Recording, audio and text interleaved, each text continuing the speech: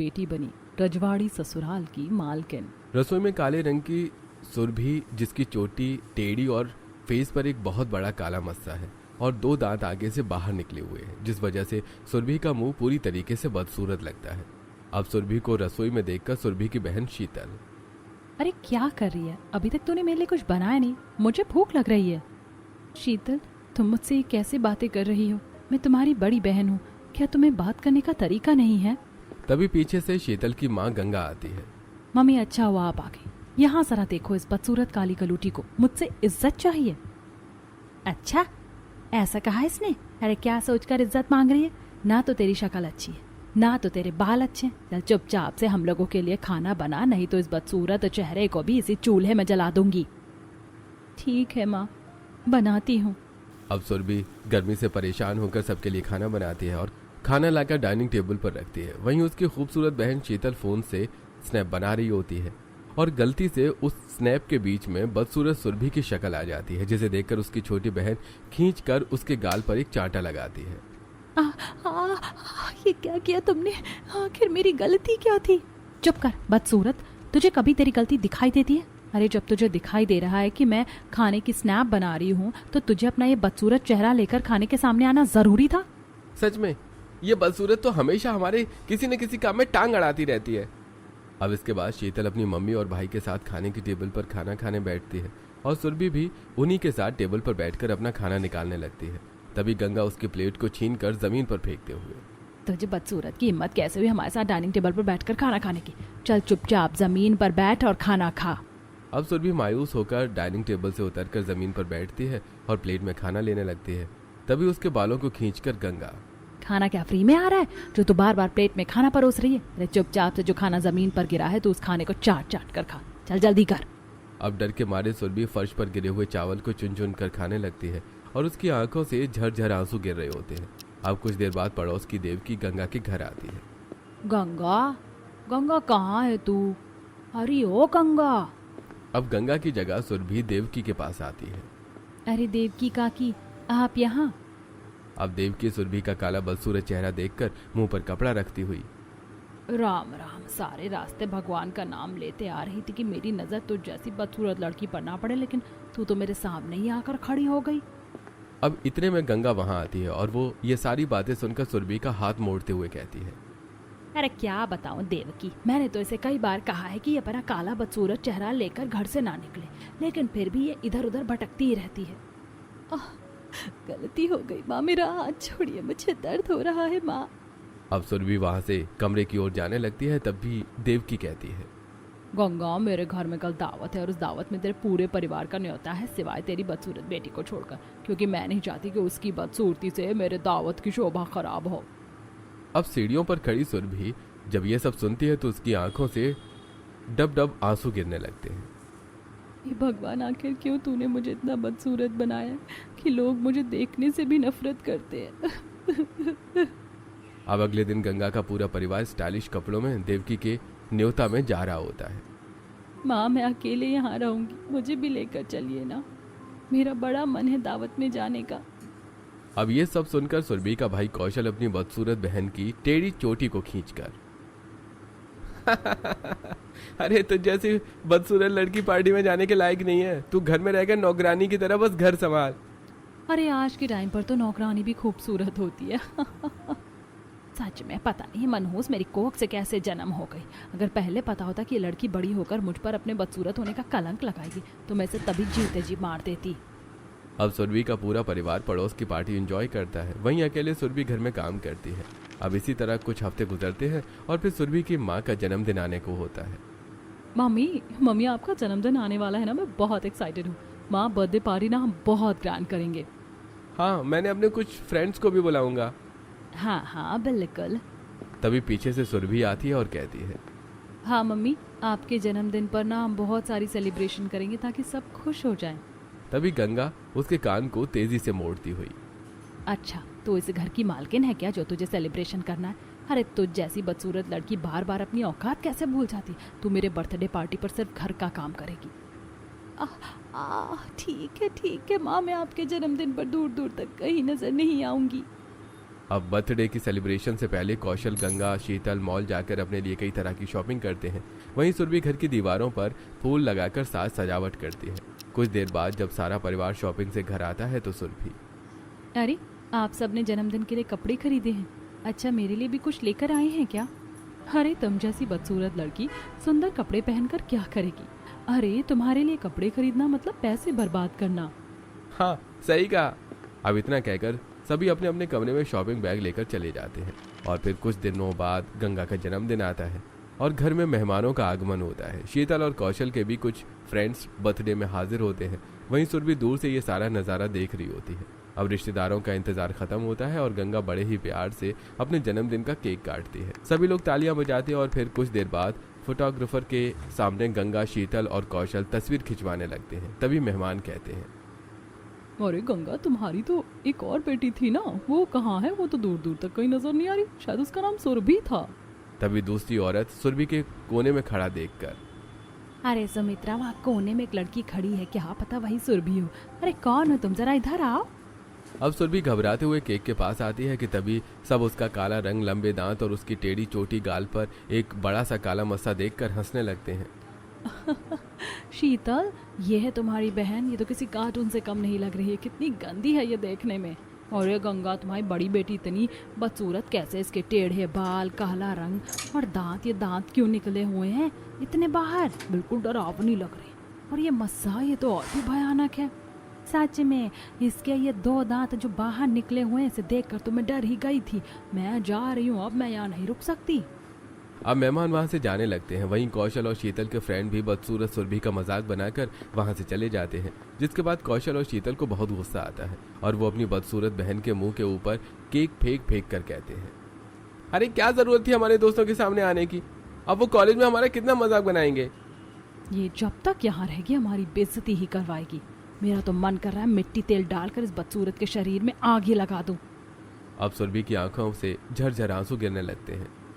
माँ, मैं तो कोने में ही खड़ी थी। मेरा कोई इरादा नहीं था आपकी खुशियों में शामिल होने का। वो तो सुमित्रा जी और बसंती जी ने मुझे बोला कि मैं वहाँ पर आऊँ, और उसके बाद ही वही लोग मुझ पर हंसने लग गए। मैं खुद को कैसे बदलूं माँ? ये सब कुदरत की देन है। तू इसे बदल नहीं सकती, पर हमारी नजरों से दूर तो हो ही सकती है ना। चली जा यहाँ से। अब अपनी माँ की बातें सुनकर सुरभि रोते हुए रात के 12 बजे घर से बाहर निकल जाती है और जहाँ पूरी सड़क सुनसान होती है, दूर दूर तक कोई नजर नहीं आ रहा होता है। अब सुरभि गांव के एक बांस के पुल के पास आ जाती है। क्या जरूरत थी भगवान मुझे आपको इस धरती पर भेजने की? इससे तो अच्छा मैं मर ही जाती तो ठीक था। और आज मैं यही करने इस बांस के पुल पर आई हूँ। मैं नदी में कूद जाऊंगी। अब सुरभि जिस बांस के पुल के ऊपर सुसाइड करने का सोच रही होती है, उस बांस के पुल पर ही पहले ही डेंजरस का बोर्ड लगा होता है और साथ ही कुछ मजदूर उस पुल में आग लगा रहे होते हैं। अरे सरकार की तरफ से इस पुल को तोड़कर हटाने का ऑर्डर आया है। अब इतना बड़ा बांस का पुल काटना और तोड़कर हटाने की हिम्मत तो हमारे अंदर है नहीं, इसलिए हम इसमें आग ही लगा रहे हैं। हाँ, हम ठीक कर रहे हैं। अब आग पूरी तरह से पुल में पकड़ लेती है। वहीं दूसरी तरफ से एक अनजान रजवाड़ी परिवार का अमीर बेटा पैरों में नुकीले जूते, गले में जेवरात, माथे पर टोपी पहने उस लकड़ी के पुल पर चला जा रहा था। दूसरी तरफ सुरभि को पुल से धुआं निकलता दिखता है। अरे इस लकड़ी के पुल में तो आग लग रही है। आखिर इसे कौन जला रहा है? और ये अनजान शख्स कौन है जो आंख बंद करके पुल पर चले जा रहा है? क्या इसे दिख नहीं रहा कि आगे से आग की लौ उसकी तरफ आ रही है? अब उस रजवाड़ी लड़के को भी एहसास होता है कि सामने से आग की लौ उसकी तरफ आ रही है और वो जैसे ही आग में जलने वाला होता है कि सुरभि उसे खींचकर पुल से नीचे उतारती है। लेकिन तब तक उस शख्स के चेहरे और हाथ पर आग से गहरे जख्म पड़ जाते हैं। हे भगवान, ये तो बेहोश हो गए हैं और इनका शरीर भी जख्मी हो गया है।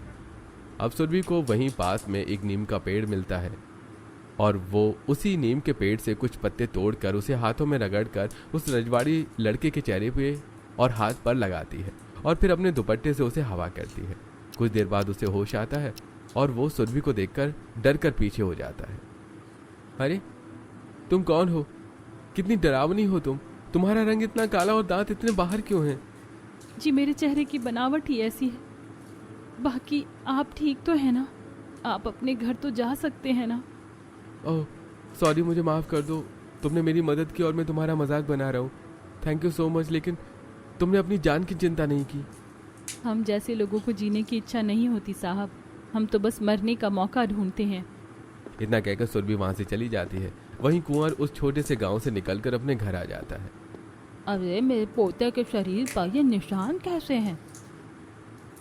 अरे बेटा कुंवर, तुम्हारे चेहरे पर और हाथ पर ये निशान कैसे हैं? अब कुंवर झूठ बोलते हुए, कुछ नहीं माँ, वो बस हल्की सी चोट लग गई है, ठीक हो जाएगा, मैं जा रहा हूँ आराम करने। अब अपने कमरे में जाकर कुंवर सिर्फ और सिर्फ सुरभि के बारे में सोचने लगता है। वहीं सुरभि थक हार कर दोबारा अपने घर चली जाती है। आ गई तू? मुझे तो लगा था कि तू कभी लौट कर नहीं आएगी, लेकिन तू फिर आ गई। अब मायूस सुरभि बिना कुछ कहे अपने कमरे में चली जाती है। वहीं अगले दिन जब सुरभि कुएं में पानी भरने जाती है तो आसपास के लोग उसका बदसूरत चेहरा देखकर, हे भगवान, इस बदसूरत लड़की का चेहरा क्यों देख लिया मैंने सुबह सुबह। अब तो मेरा मन भी नहीं कर रहा है कि इस कुएं से पानी भरूं। सच में इस बदसूरत को अभी आना था, अब सारा दिन खराब जाएगा हमारा, मनहूस कहीं की। अब ये सुनकर सुरभि की आंखों से आंसू गिरने लगते हैं। वहीं दूर से कुंवर ये सारा नजारा देख रहा होता है। ये भगवान, इस लड़के के साथ ये लोग कितनी बदतमीजी से पेश आते हैं। ये लोग इसका बदसूरत चेहरा देख रहे हैं, पर इसके अंदर छुपी वो ममता कोई नहीं देख रहा जो मैंने देखी है। अब एक दिन कुंवर सुरभि को अपने पास मिलने बुलाता है। सुरभि को भी कुछ समझ नहीं आता और वो उससे मिलने चली जाती है। जी आप अब ठीक हैं? वैसे आपने मुझे यहाँ इस पार्क में क्यों बुलाया है? सुरभि, मैं ठीक हूँ और तुम्हारी वजह से ही मैं जिंदा हूँ। वैसे सुरभि, मैं तुमसे ये कहना चाहता था कि तुम मुझे बहुत अच्छी लगती हो और मैं तुमसे शादी करना चाहता हूँ। अब ये सुनकर सुरभि के पैरों तले जमीन निकल जाती है और वो गुस्से से कहती है, ये कभी नहीं हो सकता। आप रजवाड़ी खानदान के मालिक हैं और मैं एक बदसूरत लड़की। अरे मैं उस रजवाड़े खानदान की बहू कभी नहीं बन सकती। लोग हंसते हैं मुझ पर, और अगर मैंने ये कदम उठाया तो लोग आप पर भी हंसेंगे। कुछ नहीं होगा सुरभि, मैं तुम्हारे साथ हूँ। नहीं, मुझ बदसूरत की कहाँ औकात कि मैं रजवाड़ी खानदान की मालकिन बन सकूं। अरे आपके माँ बाप भी मुझे पसंद नहीं करेंगे। ठीक है, मैं अब पहले तुमसे शादी ही करूंगा और फिर सबके सामने फक्र से कहूंगा कि ये मेरी पत्नी है। अब कुंवर जैसा कहता है वो बिल्कुल वैसा ही करता है। अब कुंवर पहले मंदिर में सुरभि से शादी करता है और उसे सीधा अपने रजवाड़ी परिवार में लेकर आ जाता है। वहीं मोहल्ले के लोग ये खबर सुनकर गंगा को बता देते हैं। अच्छा, तो उस बदसूरत लड़की ने रजवाड़ी खानदान के लड़के से शादी की है। माँ शायद वो बदसूरत सोच रही होगी कि वो वहाँ जाकर मालकिन बन जाएगी, लेकिन वो भी रजवाड़ी परिवार है और रजवाड़ी परिवार उस बदसूरत जैसी नौकर भी नहीं रखते अपने घर में। दूसरी तरफ जब कुंवर के परिवार वाले दरवाजा खोलते हैं तो वो कुंवर के साथ बदसूरत सुरभि को देखकर दंग रह जाते हैं। कुंवर, तुम कहाँ चले गए थे? अरे सुबह से गायब हो तुम, और ये बदसूरत लड़की कौन है तुम्हारे साथ? पोता जवाब दो, कौन है ये बदसूरत लड़की तुम्हारे साथ? ये कितनी डरावनी लग रही है। इसके 2 दांत बाहर क्यों निकले हुए हैं? रंग भी काला है और ये सीधे गाल पर ये क्या काला मोटा मस्सा है? चोटी भी टेढ़ी है। छी, कितनी बदसूरत है ये। अरे आप लोगों ने तो एक एक कमियां निकाल दी अब तक में मेरी होने वाली पत्नी की। अब कुंवर के मुंह से पत्नी शब्द सुनते ही शकुंतला सुन्न पड़ जाती है। क्या कहा बेटा? ये बदसूरत लड़की हमारे रजवाड़ी खानदान की बहू है। तेरा दिमाग खराब है क्या? माँ ऐसे मत बोलो, इस लड़की ने मेरी जान बचाई है। उस दिन जो आपने मेरे हाथ में जख्म के निशान देखे थे, वो जख्म कोई साधारण जख्म नहीं थे। वो उस रात जाने अनजाने में एक ऐसे पुल पर चला गया था जिस पुल को लेबर आग लगा रहे थे। अगर उस दिन सही वक्त पर ये लड़की नहीं आती तो आपका ये बेटा उसी दिन जल जाता। अच्छा, इस बदसूरत लड़की ने अगर तेरी मदद की थी तो तू इसे मुआवजा भी तो दे सकता था ना।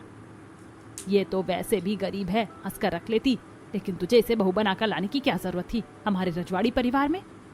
अब ये सब सुनकर बदसूरत सुरभि अपना रुख मोड़ लेती है और चौखट से वापस अपने घर की ओर जाने लगती है। तभी कुंवर उसका हाथ पकड़कर अपने घर के अंदर लेकर आता है।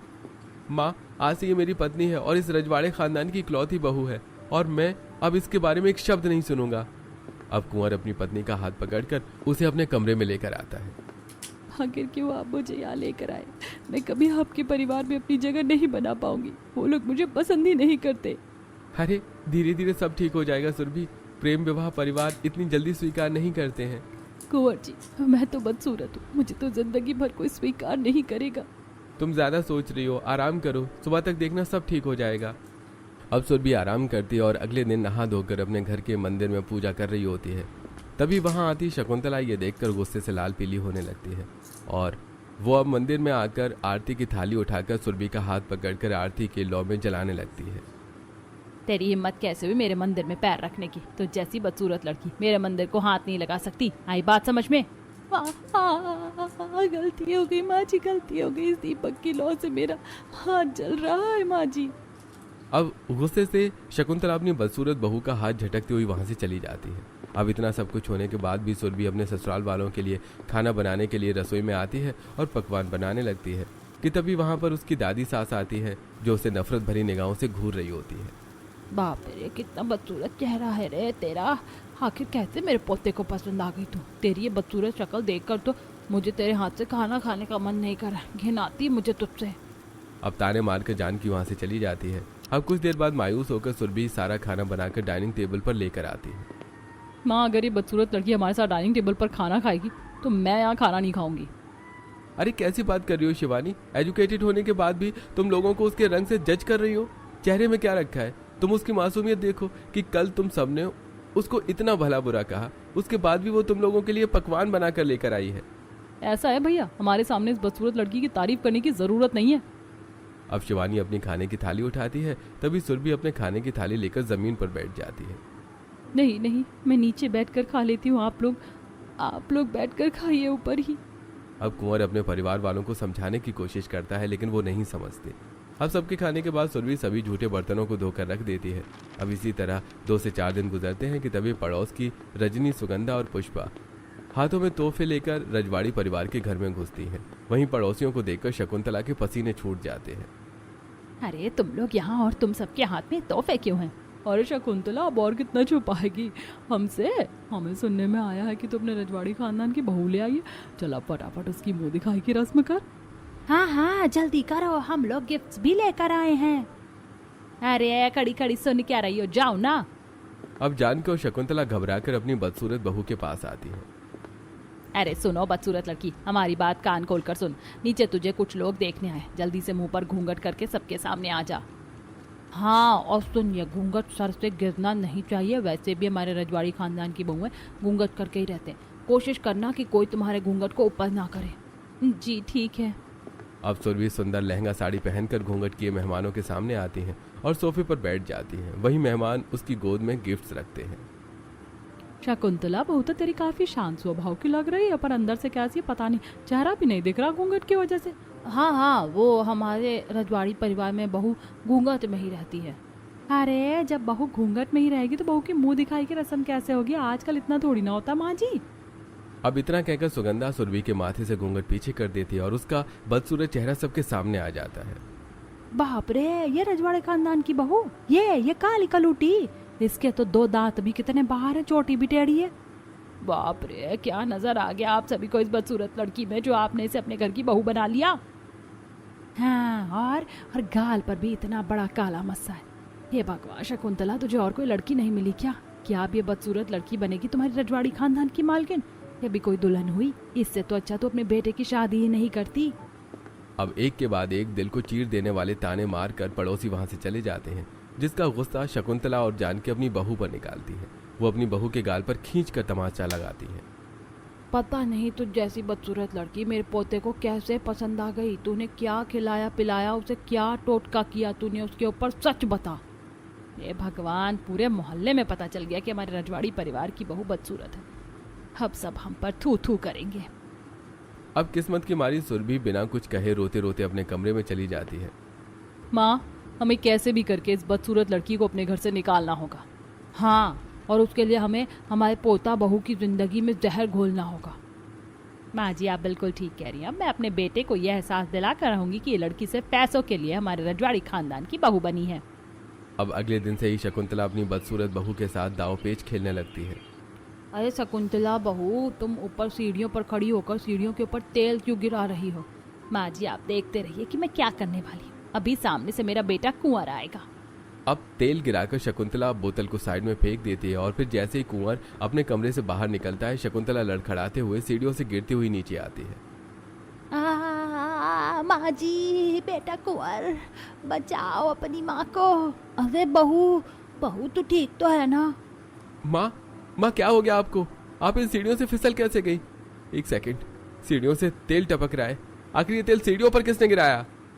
बेटा, आज से पहले इस घर में कोई हादसा नहीं हुआ है और सीढ़ियों पर तेल भी हमें आज पहली बार ही देखने को मिला है, तो तू समझ जा कि ये सब कौन कर रहा है। कौन कर रहा है? माँ साफ साफ बोलिए ना, मुझे चिंता हो रही है। कौन करेगा बेटा, ये सब कुछ तेरी बदसूरत बहू कर रही है। वो इस घर में तेरा हाथ पकड़कर बस इसलिए आई है ताकि वो इस रजवाड़ी परिवार की बहू बन पाए। अब शकुंतला इतना बोलती ही है कि तभी वहां पर सुरभि आती है। अरे मम्मी जी, क्या हुआ आपको? चुप करो सुरभि, ज्यादा अनजान बनकर मत दिखाओ। सच सच बताओ, तुमने इन सीढ़ियों पर तेल क्यों गिराया? क्या सच में तुम चाहती हो कि मेरी माँ इन सीढ़ियों से गिरकर बिस्तर पकड़ ले और तुम मालकिन बन जाओ? कैसी बात कर रहे हैं कुंवर जी, मैं ये सब क्यों सोचूंगी, और मैं तो आपके सामने रसोई की तरफ से आ रही हूँ। रहने दे बेटा, बहस मत कर, चल मुझे कमरे में ले चल। तब कुंवर अपनी माँ का हाथ पकड़कर उन्हें कमरे में ले जा रहा होता है। वहीं शकुंतला तिरछी नजरों से अपनी बदसूरत बहू को देख रही होती है। अब सुरभि समझ जाती है कि यह सब कुछ एक चाल है। अब अगले दिन सुरभि रसोई में खाना बना रही होती है कि तभी अचानक शकुंतला रसोई में घुसती है। कोई है, बचाओ मुझे, बचाओ मुझे, कोई यहाँ रसोई में। मम्मी जी ये क्या कर रही हैं आप, क्या हुआ आपको? अब कुंवर जैसे ही अपनी माँ की आवाज सुनकर रसोई में घुसता ही है कि शकुंतला अपना हाथ गरम गरम खोलते हुए सब्जी में डाल देती है। माँ, आपका हाथ आपका सब्जी में क्यों है, और वो भी खोलती हुई सब्जी में, और तुम सुरभि खड़ी खड़ी देख रही हो? ये तो देखेगी ना बेटा, और खुश भी हो रही होगी क्योंकि किसी ने तो मेरा हाथ इस सब्जी में डाला है। अब ये सुनकर सुरभि सुन्न रह जाती है। नहीं, ये झूठ है, मैंने ये सब नहीं किया। अब कुंवर कुछ भी सुनने से पहले खींचकर एक तमाचा अपनी वाइफ के गालों पर लगाता है। अब सुरभि रोते रोते वहां से कमरे में चली जाती है। आज कुंवर जी ने मुझ पर हाथ उठा दिया, जो कहते थे कि मेरे साथ हमेशा खड़े रहेंगे। अब अति हो गई, अब मैं यहाँ 1 मिनट नहीं रुक सकती। अब अगले दिन सुरभि बैग लेकर घर से जाने लगती है। कहाँ जा रही हो सुरभि तुम? जा रही हूँ आपके रजवाड़ी परिवार को छोड़कर, क्योंकि मेरी वजह से यहाँ सबको बहुत तकलीफ हो रही है। मैं क्षमा मांगती हूँ अगर मुझसे कोई भी गलती हुई हो तो। इतना कहकर सुरभि वहां से चली जाती है। और अब सुरभि अपने ससुराल से निकलकर अपने मायके भी नहीं आती। वो खुद कड़ी धूप में सड़क से फूस इकट्ठा करके अपने लिए फूस का घर तैयार करती है और उसी में रहने लगती है। लेकिन ये जालिम दुनिया अब भी उसका पीछा नहीं छोड़ती। इसकी शादी तो रजवाड़ी परिवार में हुई थी ना, लगता है इसका बदसूरत चेहरा देखकर उन्होंने भी इसे लात मार कर भगा दिया। हाँ, और अब ये यहाँ रह रही है। अब तो इसके माँ बाप भी इसे नहीं पूछते, इतनी बदसूरत जो है। अब सुरभि नम आंखों से अपने फूस के घर में घुस जाती है। हे भगवान, ये लोग मुझे कभी जीने नहीं देंगे। अब जहां सुरभि परेशान हो रही होती है, वहीं दूसरी तरफ सुरभि के ससुराल वालों की जिंदगी भी जहन्नुम की तहस नहस हो रही होती है। कुंवर का बिजनेस में लॉस हो जाता है। माँ, हमारा बिजनेस डूब गया और हमारा करोड़ों का नुकसान हो गया है। कुछ सेविंग्स हैं जिससे कुछ महीना निकल सकता है, लेकिन फिर उसके बाद हमारी स्थिति और खराब हो जाएगी। हे भगवान, ये सब क्या हो रहा है हमारे घर में? अब कुछ हफ्ते बाद शकुंतला की बेटी रसोई में खाना बना रही होती है कि गरम गरम तेल उसके चेहरे पर गिर जाता है। मम्मी, मम्मी बचाओ मुझे। हे भगवान, ये क्या हो गया? मेरी बेटी का तो पूरा चेहरा ही जल गया। अब शकुंतला अपनी बेटी के फेस पर मलहम लगाती है कि तभी सामने से सीढ़ियों से उतरती जानकी फिसल कर सीढ़ियों से नीचे गिर जाती है। कुंवर भागकर अपनी दादी को उठाता है।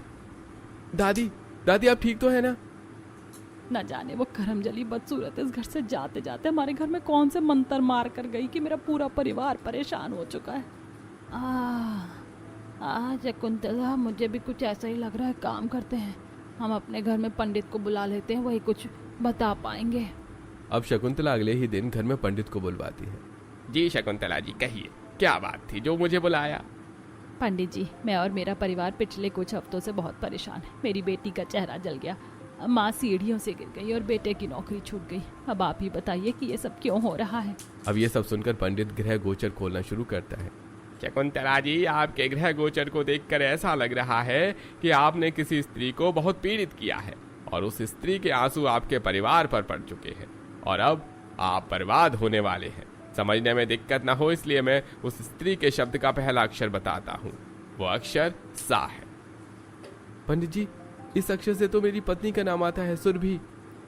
चुप कर बेटा, वो तो जबरदस्ती इस घर में चली आई थी और निकल भी खुद ही गई। वो आई नहीं भी शकुंतला जी, ईश्वर के द्वारा भेजी गई थी, लेकिन आपने उसकी कदर नहीं की, जिसका परिणाम आप और आपका परिवार भुगत रहा है। अब भी वक्त है, अगर आप चाहो तो अपनी गलती सुधार सकती हो, क्योंकि अब वही लड़की इस घर में आकर मालकिन बनेगी तो आपकी स्थिति ठीक होगी। इतना कहकर पंडित वहां से चला जाता है। अब कुछ देर के बाद कुंवर अपनी माँ के कमरे के पास आता है कि तभी उसे कुछ सुनाई देता है। माँ जी, पंडित जी तो हमारी पोल पट्टी खोलने पर लगे थे। अगर हमारे बेटे कुंवर को पता चलता कि हम लोगों ने साजिश करके उसकी पत्नी को घर से निकाला है, तब क्या होगा। अब दरवाजे पर खड़ा कुंवर तालियां बजाते हुए कमरे में घुसता है। अच्छा, तो इसका मतलब आप सब षड्यंत्र रच रहे थे मेरी पत्नी के खिलाफ, जिसे मैं समझ नहीं पाया, और मैंने उसके ऊपर हाथ भी उठाया। अरे आपने इतनी गिरी हुई हरकत की है उसके साथ, तभी तो आज आप लोग इतने बुरे दिन देख रहे हैं। अब ये सुनकर शकुंतला और जानकी की नजरें शर्मिंदगी से नीचे झुक जाती हैं। हाँ बेटा, हम मानते हैं कि हमने उसके साथ गलत किया है, बहुत गलत, लेकिन अब हमें भी अपनी गलतियों का एहसास हो चुका है और अब हम खुद चाहते हैं कि हमारी बहू इस घर में लौट आए और एक रजवाड़ी परिवार की मालकिन बने, ताकि हमारी सभी गलतियों का पश्चाताप हो जाए। अब शकुंतला का पूरा परिवार सुरभि को ढूंढते हुए उसके फूस के घर में पहुंचते हैं, जहां सुरभि भूखी प्यासी जमीन पर सोई होती है। सुरभि, सुरभि उठो, ये कैसी हालत बना ली है तुमने अपनी। बहू उठो बहू, लगता है बहू ने कई दिनों से कुछ खाया नहीं है। अब सुरभि घबरा कर उठती है। अरे अरे, आप लोग यहाँ। कुंवर जी, अब क्या गलती हो गई मुझसे। तुमसे कोई गलती नहीं हुई है बहू, गलती तो हमसे हुई है और अब हम उसी गलती को सुधारने आए हैं। चलो अपने ससुराल चलो। हाँ बहू, तुम ही हमारी असली बहू हो, तुम्हारे जाने से हमारे घर की रौनक ही चली गई। अब शकुंतला और जानकी बड़े ही प्यार से अपनी बहू को घर लेकर आती है। रुको बहू, मैं पहले तुम्हारी आरती उतारूंगी। अब शकुंतला बड़े ही प्यार से अपनी बहू की आरती उतारती है और फिर सुरभि घर के अंदर आती है। बहू रुको, मैं तुम्हारे लिए रजवाड़ी वस्त्र लेकर आती हूँ, आज तुम वही पहनोगी। अब जानकी बड़े ही प्यार से अपनी बदसूरत बहू को रजवाड़ी वस्त्र लाकर देती है, जिसे पहनकर सुरभि काफी अच्छी लगती है। सुरभि, तुम बहुत सुंदर लग रही हो इस रजवाड़ी कपड़ों में। ये ले बहू, अब इन रजवाड़ी कपड़ों के साथ ये तिजोरी की चाबी भी संभाल। नहीं माँ जी, मैं ये सब मैं कैसे संभाल सकती हूँ। बहू, अब इसे तुझे ही संभालना है, क्योंकि आज से हमने तुझे अपनी रजवाड़ी खानदान की मालकिन बना दिया है। अब सुरभि बड़े ही फक्र से उस तिजोरी की चाबी को अपने कमर में लटकाती है। उसके बाद शकुंतला खुद अपने हाथ से पकवान बनाकर अपनी बदसूरत बहू के साथ बैठकर खाना खाती है। बाकी सभी सदस्य के चेहरे पर भी मुस्कान होती है। अब धीरे धीरे शकुंतला अपनी बहू के साथ बाहर मार्केट आना जाना भी शुरू कर देती है, जिसे देखकर लोग कहते हैं, बाप रे, ये बदसूरत लड़की रजवाड़े खानदान की मालकिन बन गई है क्या, जो कमर में तिजोरी की चाबी लटकाए घूम रही है। तभी शकुंतला ये सुनकर, हाँ है ये हमारे रजवाड़े खानदान की मालकिन, लेकिन तुम्हारी क्यों आंखें फट रही हैं, मेरी बहू को मालकिन बनता देख। अब ये सुनकर बसंती मुंह घुमा के वहां से चली जाती है। इसी तरह अब शिवानी अपनी बदसूरत भाभी को लेकर एक लग्जरी पार्लर में आती है। मैम, मुझे अपनी भाभी का हेयर स्टाइल चेंज करवाना है और फेस पर भी हल्का फेशियल करवाना है, और ये मस्सा हट सकता है क्या। जी बिल्कुल, हमारे पास एक ऐसा केमिकल है जो हम इस मस्से पर डालेंगे तो ये खुद गलकर गिर जाएगा। अब फीमेल मेकअप आर्टिस्ट बदसूरत सुरभि के बालों में कटिंग करती है और चेहरे पर केमिकल डालकर गाल पर उगे उस मस्से को गलाकर खत्म कर देती है, और फिर फेस पर हल्का फेशियल लगाती है, जिससे सुरभि का चेहरा हल्का लाइट हो जाता है। अब सुरभि शीशे में खुद को देखकर, देखिए मेरा रंग काला है तो मैं पूरी गोरी तो नहीं हो सकती, लेकिन फिर भी आपने जितना कुछ भी किया है मुझे वो बहुत पसंद आया और मैं पहले से अपने आप में काफ़ी अच्छा महसूस कर रही हूँ। अब इसके बाद कुंवर अपनी वाइफ को एक डेंटल क्लिनिक पर लेकर जाता है और उसके दांतों का भी ट्रीटमेंट करवाता है, जिससे सुरभि के दांत इक्वल शेप में आ जाते हैं। अब वो सुरभि जिसका आत्मविश्वास खो बैठा था वो फिर से लौट आता है। शकुंतला प्यार से, अरे बहू, तुम तो बहुत खूबसूरत लग रही हो। शुक्रिया मम्मी जी। अब इसी तरह कुछ हफ्ते गुजरते हैं और जब ये सब गंगा को पता चलता है तो वो भी अपनी बदसूरत बेटी से मिलने उसके रजवाड़ी ससुराल आती है, और वो अपनी बदसूरत बेटी का खूबसूरत चेहरा देखकर दंग रह जाती है और उसका हाथ मरोड़ती हुई कहती है, अरे तो इतनी सुंदर कैसे हो गई, तेरे बाल, तेरे दांत और तेरे चेहरे पर जो वो मस्सा था वो कहाँ गया, और इतनी महंगी साड़ी ये सब कहाँ से पहन रही है तू। अरे तू किन्हीं इस रजवाड़ी खानदान की मालकिन तो नहीं बन गई। हाँ माँ, मेरा हाथ छोड़िए, और आपको मेरा पता किसने बताया। अरे कौन है तुम, छोड़ो मेरी बहू का हाथ। आज से पहले तो मैंने तुम्हें कभी नहीं देखा, कोई पुलिस को बुलाओ। रुकिए माँ जी, पुलिस को मत बुलाइए, ये मेरी माँ है। कैसी माँ है, इसके अंदर ममता नहीं है क्या जो तुम्हारी खुशियों को देखकर जल रही है। माफ करना, लेकिन मैं इसे अपने चौखट पर बर्दाश्त नहीं करूंगी। चली जाइए आप यहाँ से, इससे पहले कि मैं पुलिस बुलाऊं। माँ, आपने सुना नहीं मेरी सास क्या कह रही है, आप यहाँ से जाइए। अब सुरभि की माँ चिढ़ती हुई वहां से चली जाती है। वहीं सुरभि अब खुशी से अपने रजवाड़ी परिवार में मालकिन बनकर रहती है।